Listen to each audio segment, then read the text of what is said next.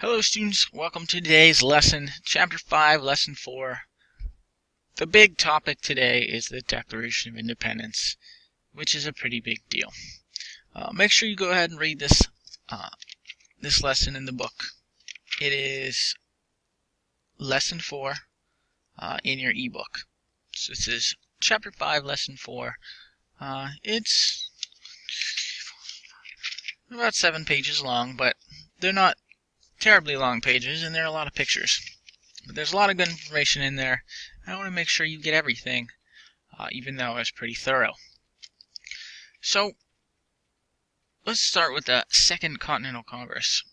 The Second Continental Congress met on May 10th, 1775.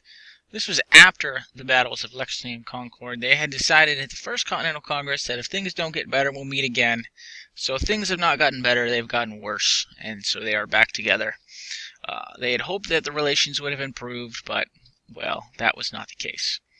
The Second Congress included men of legendary repute, such as Benjamin Franklin, Sam and John Adams, George Washington, Thomas Jefferson, John Hancock, Richard Henry Lee, people like that, very important folks that we learn about in history to this very day. Some key actions that Second Continental Congress did was they authorized the printing of money.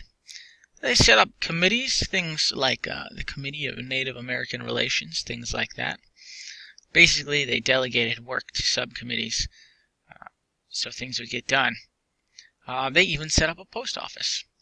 Most importantly, they created a Continental Army, which would be a national army that would conduct warfare at basically a higher level than the local militias. It would be comparable to the militias would be, say, like the National Guard of today, whereas the Continental Army would be the Federal Army, or the Army as we know it, active duty Army. George Washington was unanimously chosen to command this new Continental Army. He had a lot of experience in the French and Indian War, and people liked him.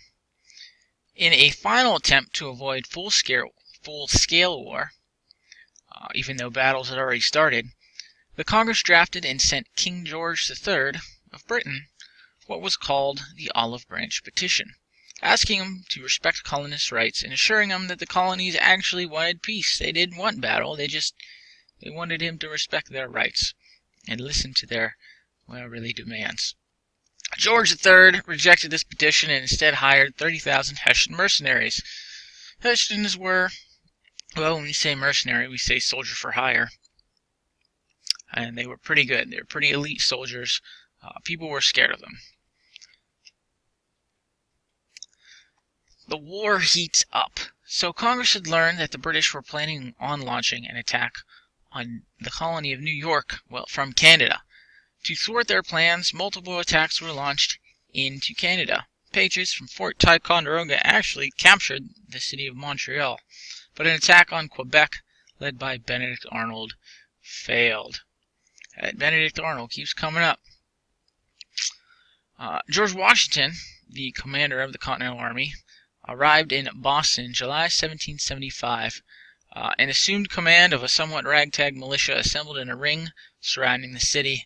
You'll recall that the Battle of Bunker Hill had occurred. It was only a few weeks before Washington arrived, and although technically the colonies lost, they inflicted heavy casualties and were still in fact surrounding the city. Washington realized this group lacked training and discipline and set about turning them into a real professional fighting force. As I mentioned, the Redcoats still controlled the city, but not for long. Washington had all those cannons that the Patriots had basically captured at Fort Ticonderoga, like with the Green Mountain Boys, and Ethan Allen and Benedict Arnold was there. And they had all these cannons, dozens of cannons, moved all the way from Fort Ticonderoga, New York, to Boston, Massachusetts. And in the night, one winter night, Washington had them positioned surrounding the city, and they sort of moved in, sort of tightened a noose around the city. And in the morning, when all the British woke up, they went, "Holy moly, we're surrounded, and they have cannons. Let's get out of here." And they hopped on their boats and sailed back to Canada. And that's how George Washington basically liberated the city of Boston from the British. Washington and his men marched into Boston victoriously March 17th. Oh, it would have been cold. Here they are, moving the cannons. There could probably be a whole book written on the trip of these cannons from the wilderness of Fort Ticonderoga all the way to Boston. A note on common sense. Now, we're not talking about looking both ways before crossing the street or washing your hands before eating. It's not that type of common sense. Instead, it is a pamphlet that was highly influential, written by a man named Thomas Paine. Paine had come to the colonies from England only in 1775 and felt strongly about the Patriot cause. And in 1776, he published a pamphlet called Common Sense, calling for a complete separation from Britain, like independence.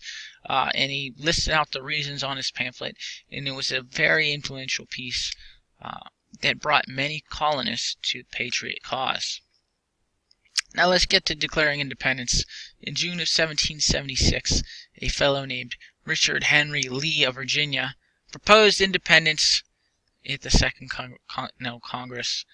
He proposed the resolution, and then it was debated vigorously and strongly by opposing sides. This wasn't something that everyone just automatically wanted to do. There was quite the debate. And while the delegates debated, a committee of John Adams, Ben Franklin, Thomas Jefferson, Robert Livingston, and Roger Sherman was tasked with writing the Declaration of Independence. Jefferson ended up doing most of the legwork, as he was a very good writer, a very eloquent man.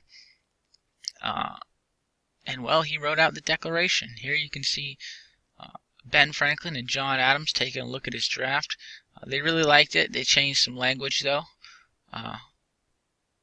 And it was sent back to Congress. Jefferson pulled ideas from a philosopher named John Locke, citing certain unalienable rights like life, liberty, and property. You've probably heard the phrase life, liberty, and the pursuit of happiness.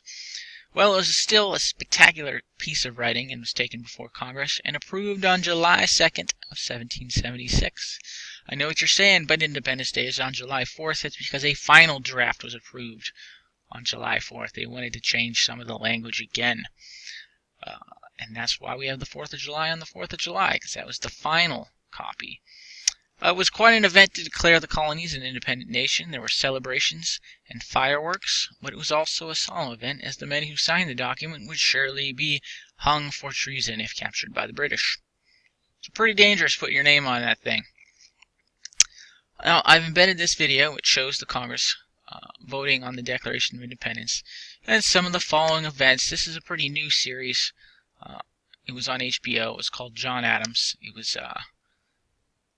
basically a mini-series made after a history book called John Adams, written by a modern famous historian named David McCullough, a very popular writer of history. But it's a great clip. I think it's like 8 minutes long, but it's worth your time to go ahead and watch it. On the next page, you have your quiz. Shouldn't be anything too crazy in there for you if you've read the lesson.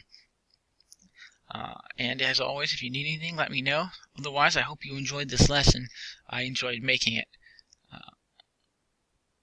And you all have a wonderful day.